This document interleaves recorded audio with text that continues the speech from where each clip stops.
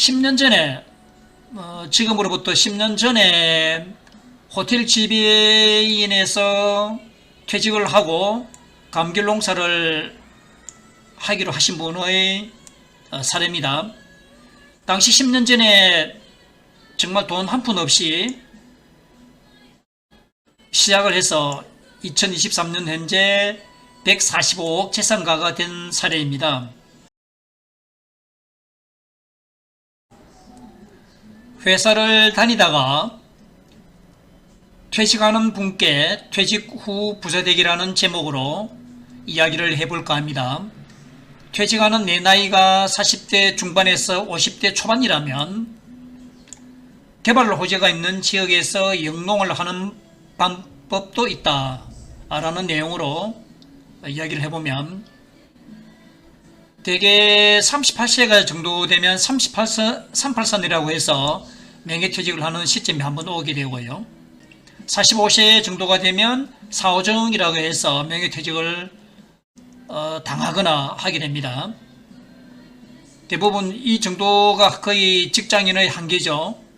간혹 50세 넘어서도 회사를 다니시는 분이 있는데, 그런 분은 정말 희귀하게 천년기념물이라고 부르고요, 공무원들이라든가 생산 현장에서 근무하시는 분들은 60세까지 정년퇴직을 하는 경우가 있고요, 교육직 공무원은 65세에 퇴직을 하나요?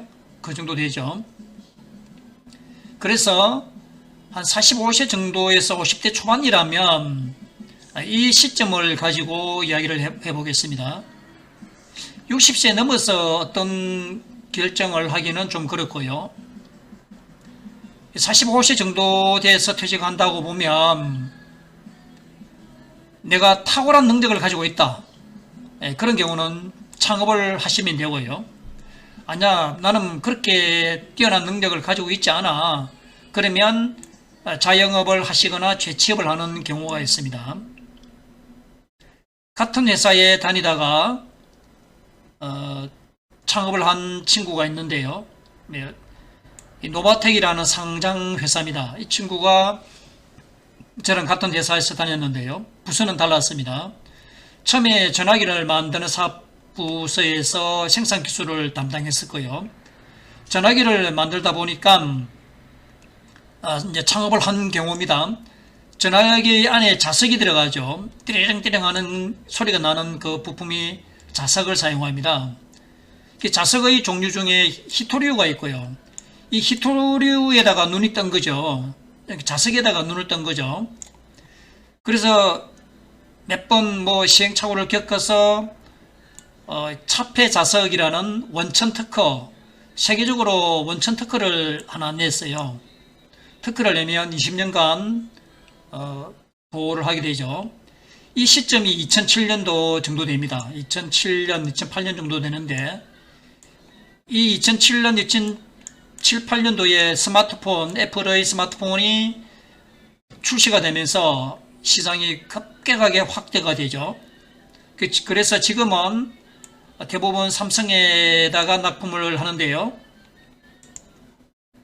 노바텍이라는 회사가 2001년도에 보니까 매출이 905억 원을 했네요. 아마 올해는 1000억 정도가 넘을 것 같습니다. 창업을 하는 경우는 뭐라고 할까? 거의 올인을 해야 되죠. 그리고 창업을 해서 성공하는 확률도 굉장히 낮습니다. 이 친구는 저보고 창업을 하지 말라 그러죠. 사업을 하지 말라 그러죠. 왜냐하면 정말 독하게 모질게 해야 되거든요. 확률상으로 100분의 1, 1000분의 1 정도의 확률밖에 안 된다. 그러니 너 같은 경우는 날 지칭해서 너는 성격상 그런 모진 성격도 아니고 하니까 사업을 하지 말라라고 이제 권하고 있죠. 그래서 저는 그냥 자영업을 하고 있습니다. 사오정 때 퇴직을 하고 곰곰이 한 석 달간 놀다가 생각을 하다가 나이가 오래되더라도 늙어서라도 할 수 있는 게 뭘까라고 생각해 보니까 공인중개사라는 직업이 있더라고요. 그래서 이 자격증을 따서 부동산 중개업을 하고 있습니다. 또 어떤 분은 식당이나 카페를 열어서 하는 경우도 있고요. 뭐 주택관리사, 뭐 대리운전을 하시는 분들도 있고, 이 중에서 제가 말하고 싶은 것은 이 부분입니다. 농업 쪽인데요. 요 조금 이따가 말씀을 드리고, 그리고 자영업도 아닌 경우는 재취업을 시도하게 되죠. 재취업은 정말 비참하죠. 잘 나갈 때 월급을 잘 받다가 정규직이 아닌 계약직, 임시직을 하게 되면 뭐 1년을 다니기가 힘들죠. 뭐 이런 경우는 참 비참한 선택이라고 하지고요. 그래서 뭐 창업도 아니고 자영업도 아니면 그냥 백수로 뭐 지내거나 하기도 하고요. 개발 호지가 있는 지역에서 영농하는 방법도 있다를 한번 말씀해 볼까 합니다. 사례를 들어서 이야기를 해보면 10년 전에 지금으로부터 10년 전에 호텔 지배인에서 퇴직을 하고 감귤 농사를 하기로 하신 분의 사례입니다. 당시 10년 전에 정말 돈 한 푼 없이 시작을 해서 2023년 현재 145억 재산가가 된 사례입니다. 호텔 지배인에서 퇴직을 하고 곰곰이 생각하다가 농사를 지어야 되겠다, 감귤 농사를 해야 되겠다 해서 농지 구입 자금으로 5억 원을 대출을 받았습니다. 여기가 제주 영어도시인데요. 제주 영어도시가 이렇게 있습니다. 제주 영어도시 근처의 토지 5,000평을 매입을 해서 감귤 농사를 시작을 했고, 이후 차츰차츰 붙어있는 토지 2,000평을 추가로 매입해서 현재는 한 7,300평 정도가 되죠.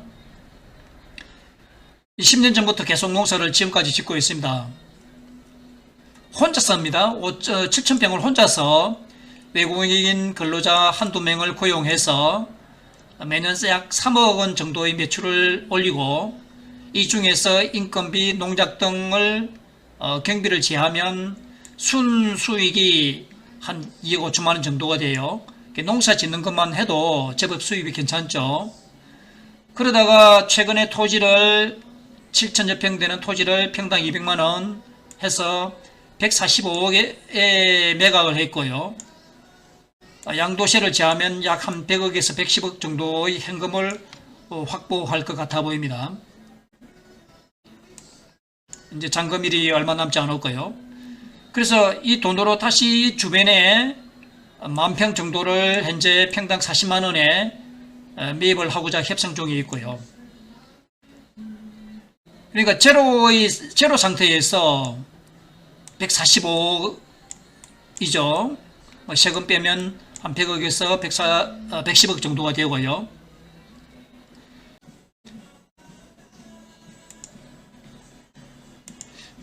시사점을 보면 결과적으로 이렇게 되었습니다.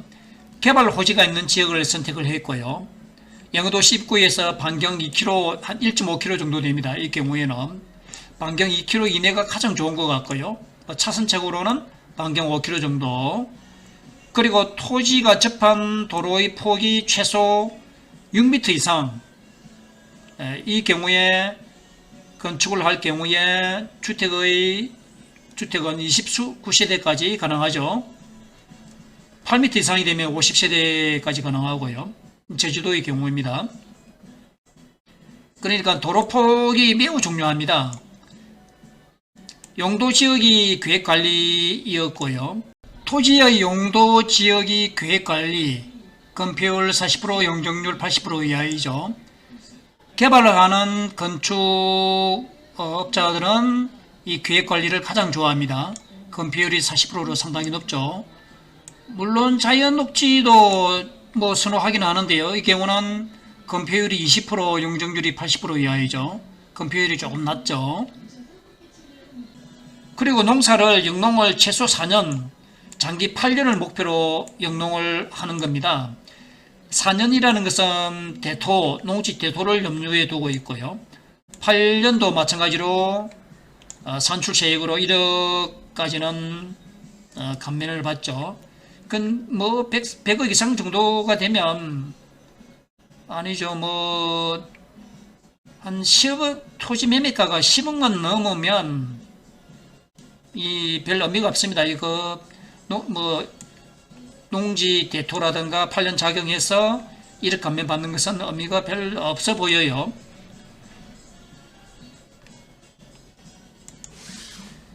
제주 영어도시가 여기 있습니다. 여기가 있고, 지금 여기는 거의 뭐 개발이 한창 주변에 개발이 한창 진행 중이죠.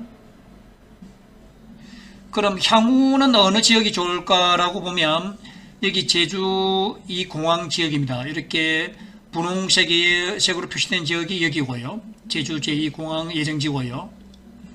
제주도에서 크게 지금 예정되어 있는 것이 이 지역이죠.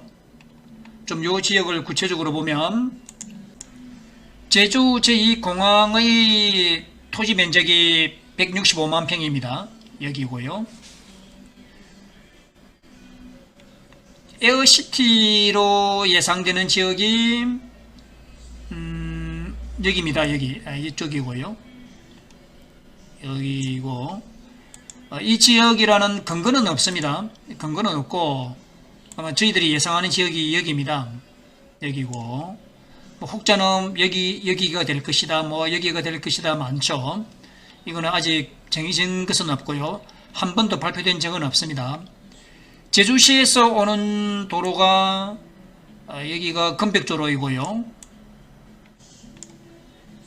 그리고 성읍을 통해서 오는 도로가 서성일로가 여기고요. 여기 송당에서 오는 도로가 이 도로고, 그 다음에 서귀포에서 오는 도로가 이 도로죠. 이 도로고, 여기 구작읍에서 오는 도로가 이 도로입니다. 그러면 퇴직하는 내 나이가 40대 중반에서 50대 초반이라면 어느 지역을 선택할까? 이 공항으로 수용되는 지역은 하시면 안 되겠죠. 여기가 제주시의 경우로 보면 여기가 구도심이 될 테고요. 여기는 마을이 형성되어 있죠.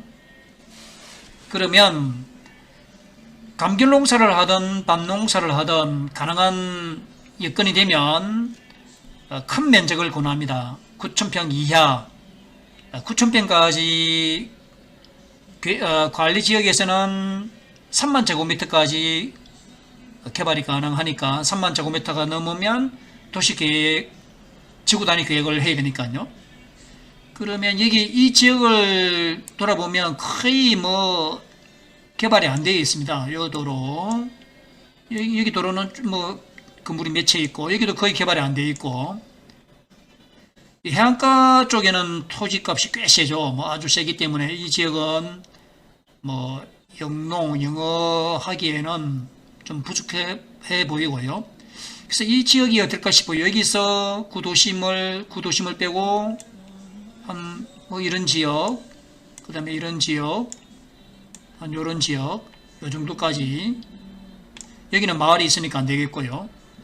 대개 대략선을 꺼보면 이 지역이 되겠네요.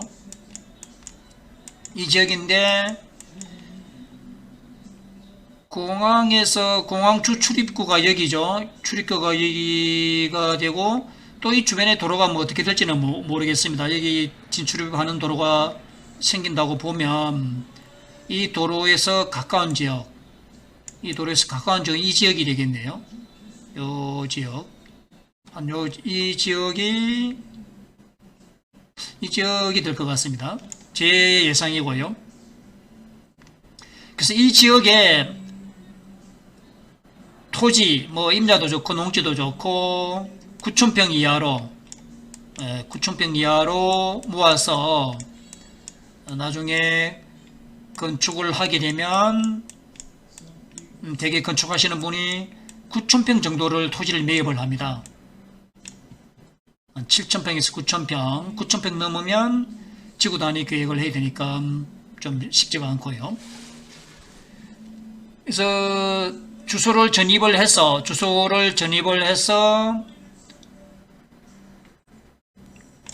은행 대출을 받아가지고 농협 은행 대출 받으면 그러니까 농어민이죠.